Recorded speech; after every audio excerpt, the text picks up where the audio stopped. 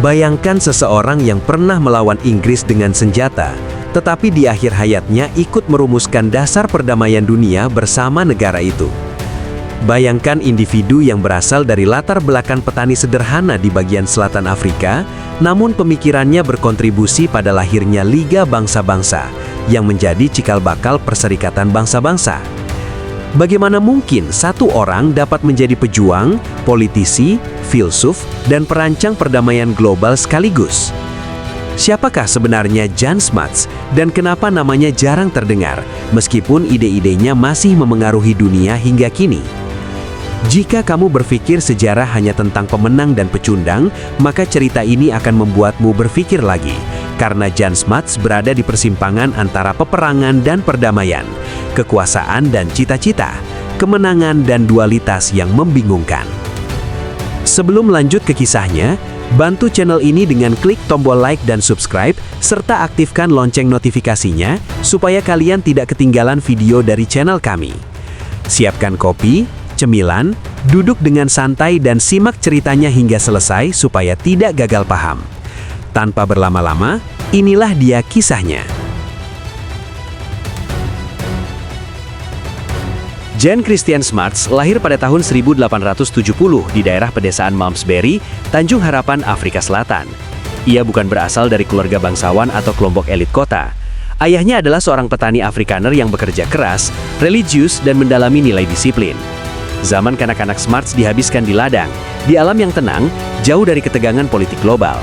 Namun sejak dini, ia sudah menunjukkan sikap yang berbeda. Ia jarang berbicara, lebih senang membaca dibandingkan bermain dan sering merenung sendiri. Mengapa seorang anak petani bisa terjun ke dalam pemikiran-pemikiran besar tentang kehidupan dan alam semesta? Dari mana asal pemikiran mendalam tersebut? Ketika akhirnya Smuts mendapatkan kesempatan untuk belajar secara formal, kecerdasannya langsung tersorot. Ia menghabiskan waktu dengan membaca buku-buku hukum, filsafat, dan sastra dengan kecepatan yang mengejutkan para pengajarnya. Menariknya, Smuts bukan hanya pintar, tetapi juga menuntut banyak dari dirinya sendiri. Ia selalu merasa bahwa pengetahuannya masih kurang, dan bahwa ada dorongan dalam dirinya untuk memahami dunia secara menyeluruh. Apakah dahaga akan pengetahuan inilah yang nantinya membawanya ke panggung sejarah global? Perjalanan Smuts membawanya jauh menuju Inggris, tepatnya ke Universitas Cambridge. Di sana, ia tidak hanya mempelajari hukum, tetapi juga merasakan pusat pemikiran Eropa secara langsung. Ia lulus dengan prestasi yang sangat memuaskan, bahkan diakui sebagai salah satu mahasiswa berprestasi di zamannya. Anehnya, meskipun ada peluang untuk menetap di Inggris dan menikmati kehidupan yang nyaman, Smuts memilih untuk kembali ke Afrika Selatan. Mengapa seseorang dengan masa depan cerah di jantung kekaisaran dunia justru ingin kembali ke tanah yang penuh dengan konflik dan ketidakpastian? Saat Smuts kembali, Afrika Selatan sedang berada dalam kondisi tegang. Perselisihan antara Boer Afrikaner dan Kekaisaran Inggris semakin meningkat. Smuts yang awalnya merupakan seorang intelektual hukum, perlahan-lahan terlibat dalam dunia politik dan militer.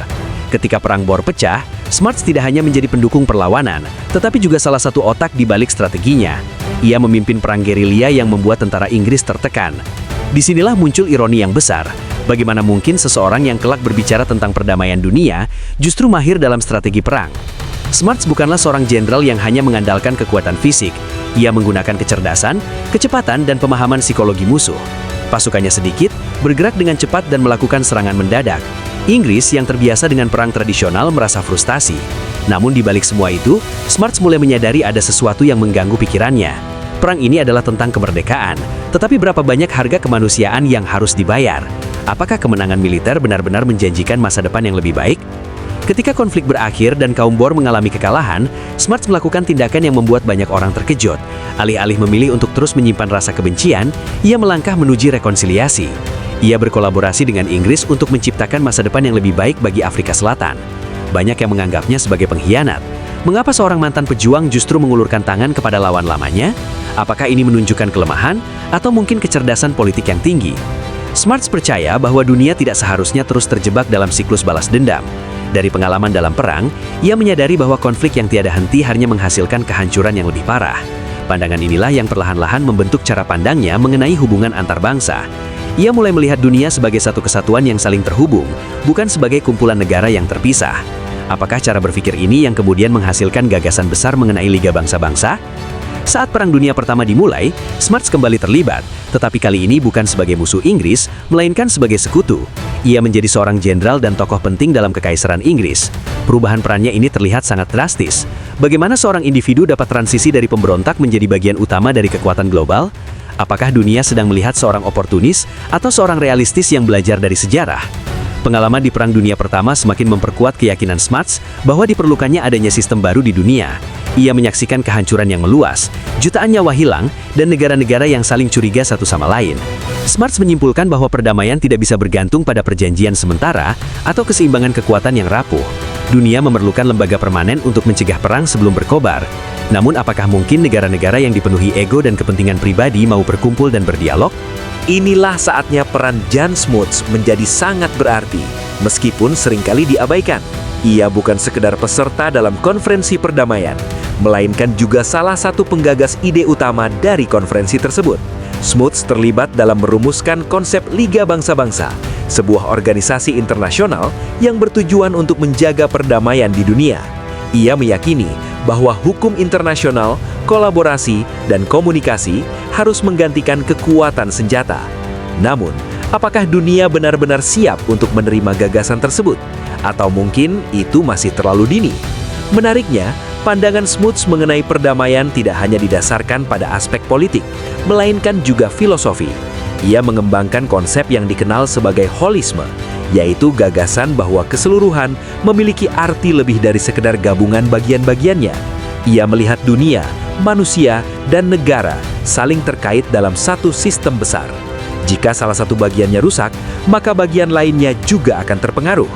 Apakah pandangan ini yang memungkinkan dirinya untuk memandang dunia melampaui batasan nasionalisme yang sempit? Namun, di balik semua idealisme tersebut, terdapat sebuah kontradiksi besar. Smuts adalah pendukung sistem segregasi rasial yang ada di Afrika Selatan. Ia percaya pada perdamaian global, namun tidak sepenuhnya berjuang untuk kesetaraan di dalam negaranya. Bagaimana kita bisa memahami sosok seperti itu? Bisakah seseorang menjadi visioner di panggung internasional, tetapi tetap terperangkap dalam pandangan yang sempit di tingkat lokal? Haruskah sejarah menilai orang berdasarkan keseluruhan dirinya, atau hanya berdasarkan satu sisi saja? Liga Bangsa-Bangsa akhirnya didirikan, dan Smuts dianggap sebagai salah satu pendirinya.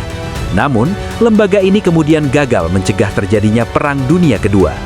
Apakah kegagalan ini menunjukkan bahwa gagasan Smuts keliru, atau justru menunjukkan kegagalan manusia dalam menerapkannya? Dan yang lebih penting, jika Liga Bangsa-Bangsa tidak berhasil, mengapa dunia kemudian mendirikan Perserikatan Bangsa-Bangsa dengan konsep yang sangat mirip? Di fase ini, narasi tentang Jan Smuts menjadi lebih menarik dan rumit.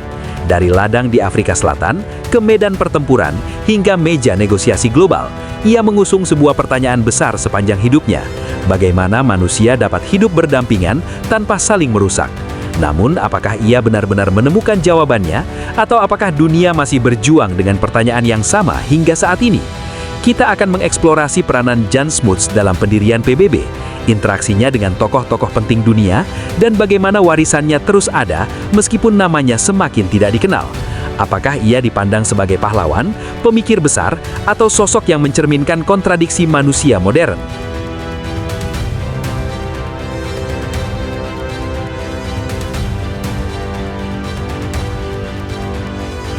Setelah Liga Bangsa-Bangsa terbentuk, Jan Smuts merasa bahwa tugasnya belum selesai. Baginya, organisasi ini hanyalah tonggak awal dari perjalanan panjang umat manusia menuju perdamaian yang lebih abadi. Dunia masih dalam kondisi rentan, luka akibat perang belum sembuh, dan distrust antar negara masih sangat kental. Smuts menyadari bahwa ide besar tidak akan berarti apa-apa jika manusia tidak bersedia berubah. Namun pertanyaannya adalah, bagaimana mengubah cara pandang dunia yang telah terbiasa menyelesaikan konflik dengan senjata? Smuts mulai melakukan perjalanan diplomatik, berdialog dengan para pemimpin dunia, dan menyampaikan pandangan bahwa keamanan suatu negara terkait erat dengan keamanan negara lainnya. Ia terus menegaskan bahwa perdamaian bukan hanya berarti tidak ada perang, tetapi merupakan kondisi aktif yang memerlukan perhatian. Namun, apakah para pemimpin global benar-benar mendengarkannya, atau hanya memandang Liga Bangsa-Bangsa sebagai lambang tanpa daya? Di Afrika Selatan, posisi Smuts semakin kukuh. Ia diangkat sebagai Perdana Menteri dan memimpin politik negara. Di satu sisi, ia menyerukan persatuan umat manusia di panggung internasional. Di sisi lain, ia dihadapkan dengan masalah ketegangan rasial dan ketidakadilan sosial yang ada di dalam negeri. Disinilah kontradiksi Smuts semakin terlihat. Ia mendukung pemisahan ras demi menjaga stabilitas, pandangan yang akan berkembang menjadi sistem apartheid.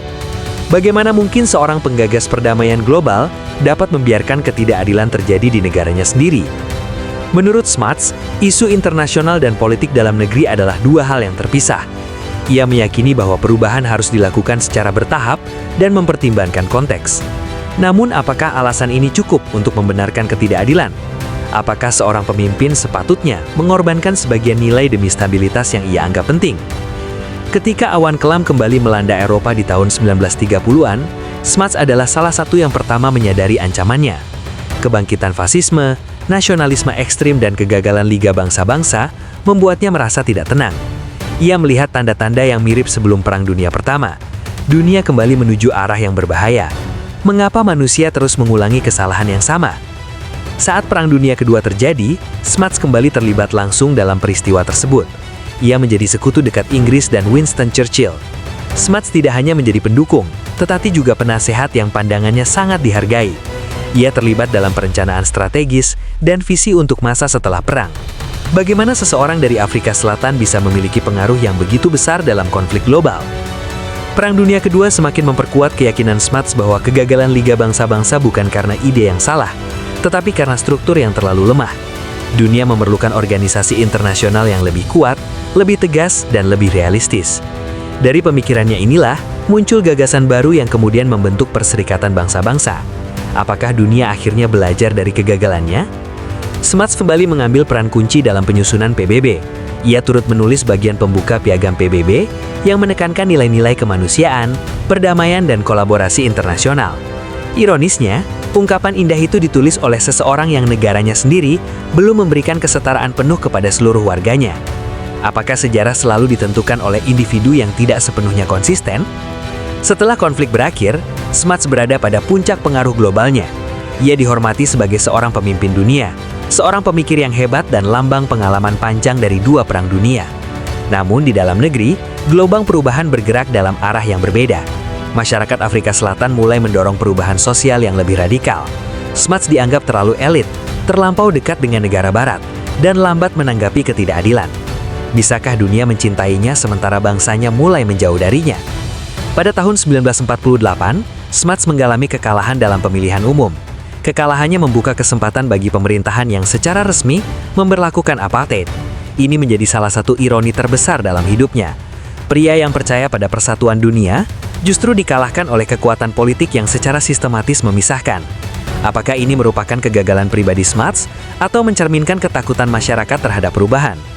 Di masa tuanya, Smuts menyaksikan dunia yang mulai membentuk PBB, namun juga Afrika Selatan yang bergerak dalam arah yang bertentangan dengan nilai-nilai global. Ia menjadi lambang dari paradoks sejarah. Di satu sisi namanya tertera dalam dokumen perdamaian dunia. Di sisi lain warisannya di dalam negeri diperbincangkan dan dikritik. Bagaimana seharusnya kita mengenang sosok seperti itu? Smuts wafat pada tahun 1950. Dunia mengenangnya sebagai salah satu arsitek dari tatanan internasional modern. Namun seiring waktu, namanya semakin jarang diingat. Mungkin karena kisahnya tidak sederhana. Ia bukanlah pahlawan sempurna, juga bukan penjahat. Ia adalah seorang manusia dengan visi yang besar dan keterbatasan yang nyata. Apakah sejarah lebih suka mengenang tokoh yang hitam putih dibandingkan dengan mereka yang kompleks dan ambigu?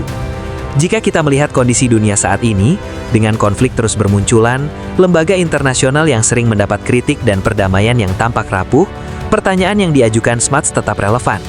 Dapatkah umat manusia benar-benar bekerja sama, atau hanya menunda konflik yang berikutnya? Apakah organisasi global cukup kuat untuk mengatasi ego nasional? Dan jika tidak, apa alternatif yang ada? Jan Smuts mungkin tidak memberi jawaban yang pasti, namun hidupnya menunjukkan bahwa ide-ide besar bisa muncul dari tempat yang tak terduga, dan seorang individu bisa mempengaruhi arah dunia meski dengan banyak kontradiksi. Apakah kita berani belajar dari keberhasilan dan kegagalannya? Pada bagian selanjutnya, kita akan merangkum seluruh kisah ini, menilai warisan Jan Smuts dengan jujur, dan menjawab satu pertanyaan penting. Mengapa kisahnya kini semakin relevan di dunia yang semakin terpecah seperti sekarang?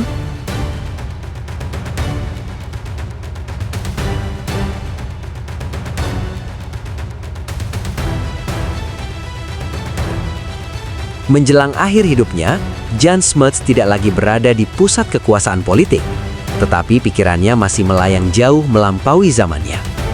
Ia telah melihat dunia terbakar 2 kali oleh perang global, menyaksikan jutaan nyawa hilang, dan menyadari bahwa kemajuan teknologi tidak selalu diiringi kemajuan moral. Dunia tampak lebih canggih, tetapi juga lebih berbahaya. Apakah manusia benar-benar belajar dari penderitaan, atau hanya mengulangnya dengan cara yang lebih efisien? Smuts memahami satu hal yang mungkin paling sulit diterima manusia, bahwa perdamaian bukanlah kondisi alami. Perdamaian adalah hasil kerja keras, kompromi, dan kesediaan untuk menahan ego. Tanpa itu, dunia akan selalu kembali ke kekerasan. Inilah mengapa ia begitu keras memperjuangkan lembaga internasional. Bukan karena ia percaya manusia itu baik, tetapi justru karena ia tahu manusia bisa sangat destruktif. Bukankah ini pandangan yang jujur tentang sifat manusia? Meski namanya tertulis dalam sejarah dunia, Smuts tidak pernah sepenuhnya dipahami oleh generasinya sendiri. Di Afrika Selatan, ia dikenang dengan perasaan campur aduk. Sebagian melihatnya sebagai negarawan besar, sebagian lain menganggapnya gagal melindungi rakyat dari ketidakadilan sistemik. Ia berada di antara 2 dunia. Dunia lama yang dibangun atas pemisahan, dan dunia baru yang berbicara tentang kesetaraan. Apakah mungkin seseorang terjebak di tengah perubahan zaman yang terlalu cepat? Yang menarik, banyak nilai yang diperjuangkan Smuts justru berkembang setelah ia tiada. Perserikatan bangsa-bangsa menjadi pusat diplomasi global.